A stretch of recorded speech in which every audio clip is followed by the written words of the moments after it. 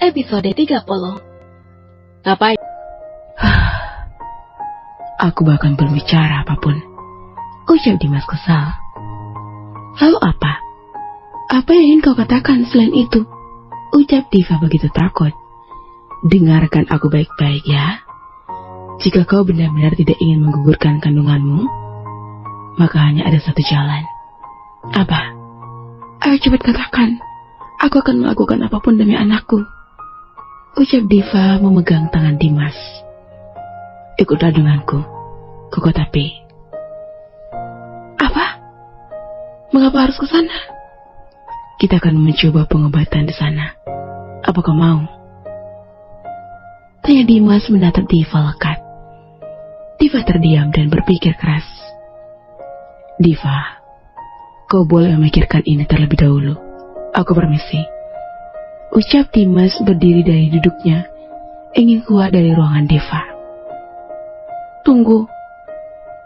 Ucap Diva memegang tangan Dimas. Ucap Dimas menaikkan satu alisnya. Baiklah, sudah aku katakan demi anakku. Apapun akan aku lakukan. Benarkah? Aku berjanji bahwa kau akan sembuh dan anakmu akan baik-baik saja.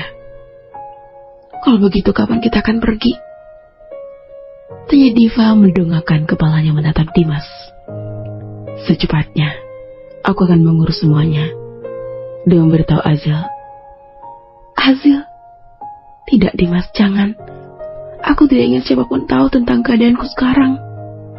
Diva, bagaimana mungkin kau merahasiakan ini kepada Azil? Dia adalah ayah dari bayi yang ada di perutmu. Ucap Dimas berusaha meyakinkan Diva. Cukup. Dimas, jangan sebut anak ini. Anak Azil.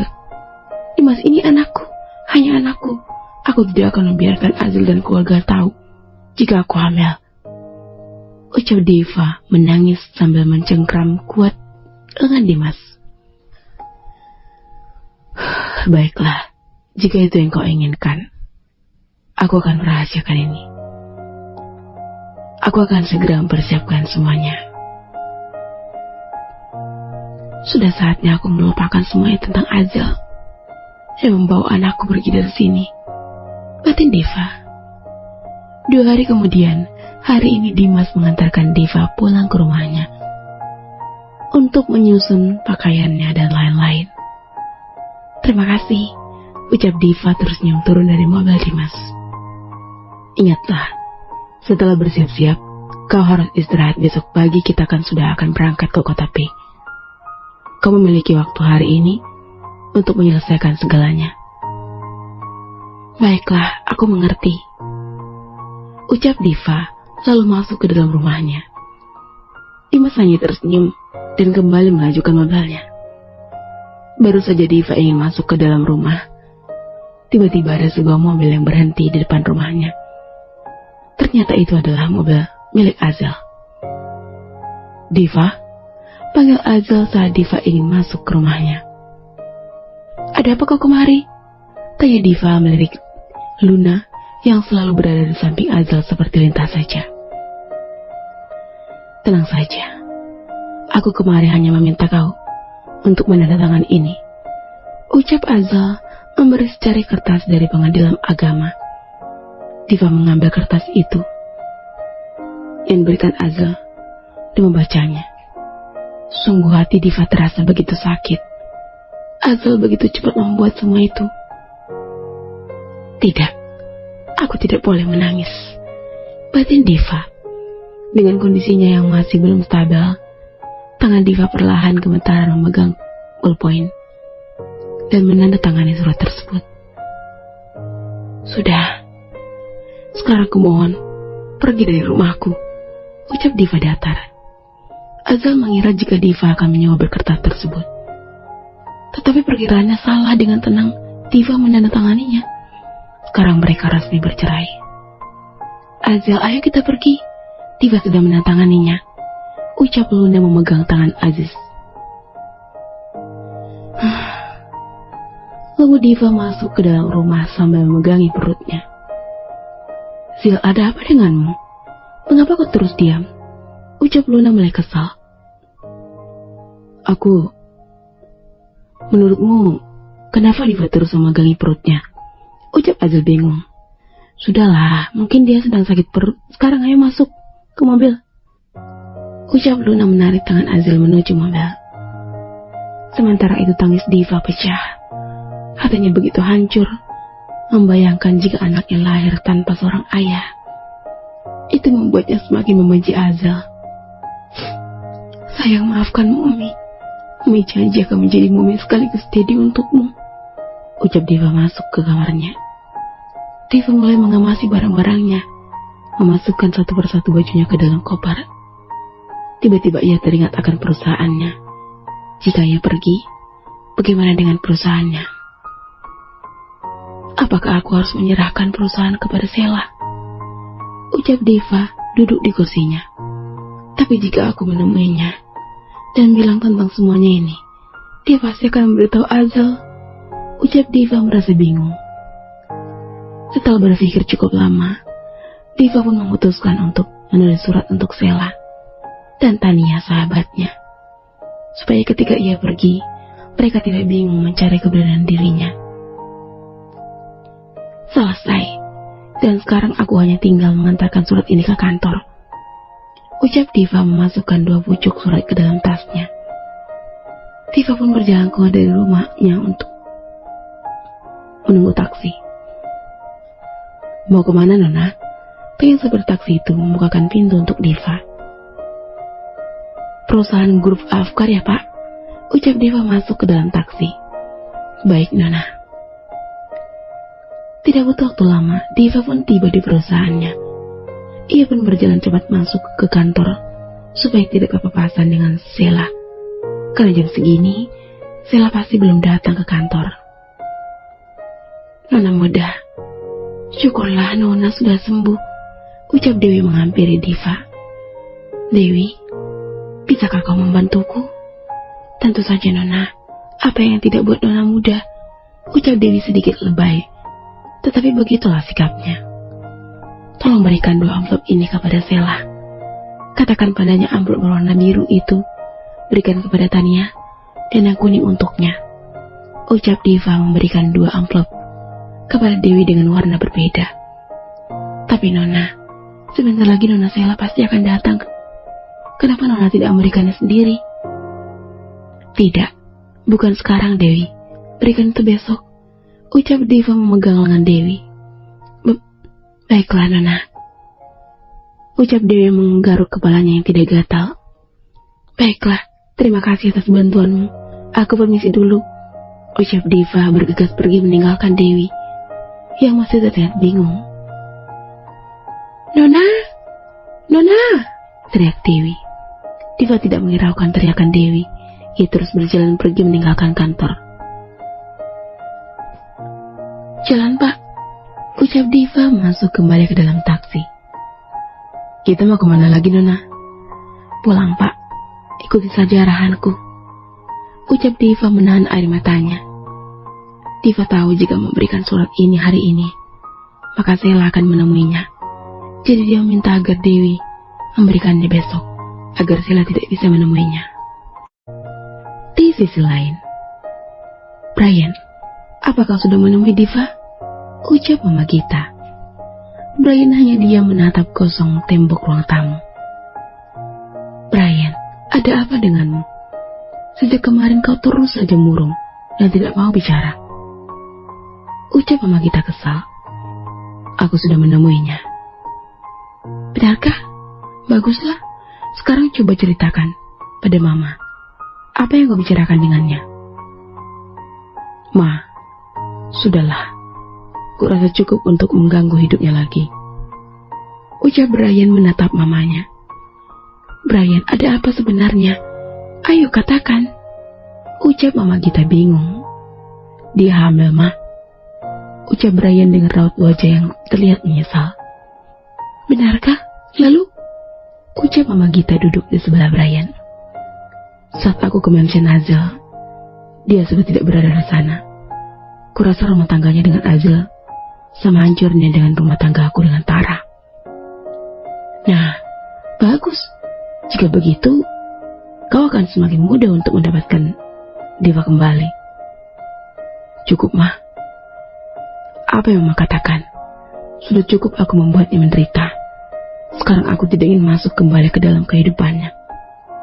Dengarkan aku, Mah. Dia terlihat depresi saat aku datang ke rumahnya. Dia hampir saja bunuh diri. Kita terlihat bingung dengan apa yang dikatakan Brian. Sungguh ia merasa tidak bisa mencerna perkataan Brian dengan baik. Apa maksudmu, Brian? Sudahlah, aku pusing. Aku ingin istirahat. Ucap Brian meninggalkan mamanya yang masih terlihat bingung. Di sisi lain, Sheila dan David baru saja tiba di kantor Diva.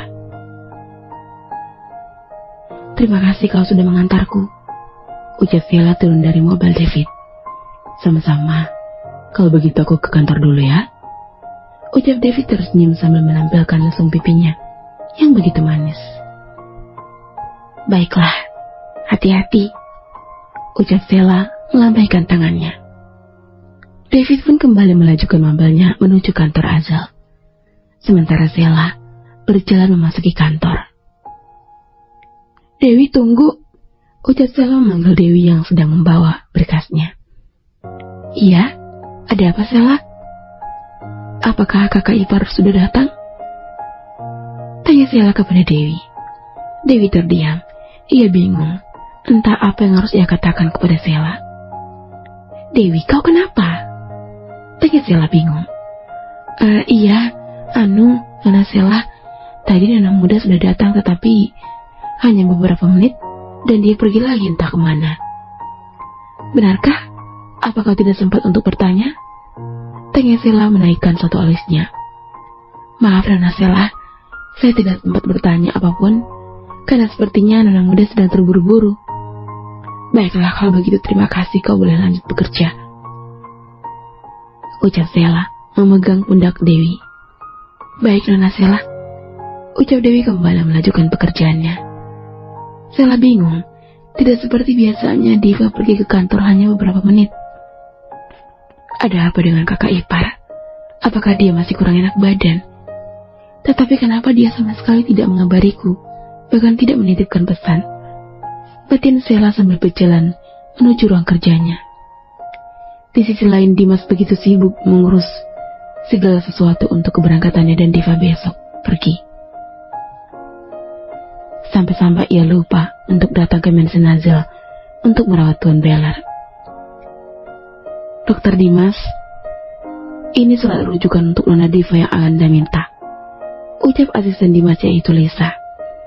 Baik, terima kasih, ucap Dimas mengambil surat yang diberikan Lisa kepadanya. Dimas berjalan tergesa-gesa melewati lorong rumah sakit. Dimas menabrak seseorang hingga kertas yang dia pegang berserakan. Astaga, maaf, aku tidak sengaja, ucap wanita itu membantu Dimas mengumpulkan berkas yang berserakan. Tania, ucap Dimas menatap wanita yang membantu membereskan kertasnya yang berserakan. Dimas, ucap Tania menatap Dimas tidak percaya. Kau? Mengapa kau di sini? Ucap Dimas. Itu, ibuku dirawat di rumah sakit ini. Oh iya, aku lupa Diva mengatakan hal itu kepadaku beberapa hari yang lalu. Maaf, aku terlalu sibuk sehingga belum bisa menemuimu. Tidak masalah. Ngomong-ngomong, mengapa kau terburu-buru sekali? Tidak, hanya sedikit pekerjaan mendadak. Surat rujukan, ucap Tania melihat surat Dimas yang terjatuh lalu dipungutnya. Dengan cepat Dimas merampas surat itu dari tangan Tania. Ini milik pasienku, ucap Dimas gugup. Tania sama sekali belum sempat membaca nama dari pasien tersebut, karena Dimas lebih dulu merampasnya. Benarkah? Ucap Tania sedikit curiga dengan gelagat Dimas. Iya, kalau begitu aku permisi dulu, ucap Dimas kembali melangkahkan kakinya meninggalkan Tania. Baiklah, ucap Tania bingung dan kembali meneruskan langkahnya. Sementara itu Dimas melanjutkan membelanya menuju rumahnya. Tidak butuh waktu lama, Dimas pun tiba di rumahnya. Dimas, panggil Papa Dimas, Tuan Anggara. "Pa, aku akan berangkat besok," ucap Dimas menghampiri papanya yang duduk di ruang tamu. "Dimas, duduklah. Ada sesuatu yang ingin Papa bicarakan padamu." "Ada apa, Pa?" ucap Dimas mendekati papanya dan duduk di samping papanya. "Dimas, kemarin omamu mendengar semua percakapan kita. Lalu, omamu mempertanyakan tentang Diva. Mengapa omamu mempertanyakan tentang Diva?" "Dimas, dengarkan Papa. Jika Diva hamil berarti dia mempunyai suami. Kenapa harus kau yang mengurusnya?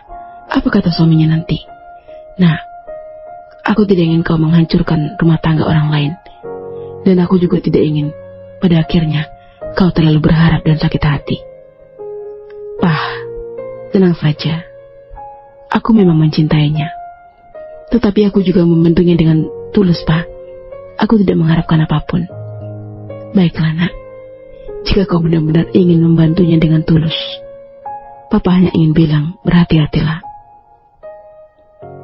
ucap Tuan Anggara memeluk Dimas putra semata wayangnya itu. "Tentu saja, aku akan mengingat kata-kata Papa. Terima kasih," ucap Dimas membalas pelukan sang papa. "Baiklah, kalau begitu pergilah ke kamarmu dan bereskan baju-baju dan lain-lain keperluan yang kau butuhkan selama di sana." "Baik, Pak. Kalau begitu aku ke kamar dulu," ucap Dimas berlalu menuju kamarnya. Dimas memang benar-benar lelaki yang bertanggung jawab. To be continue.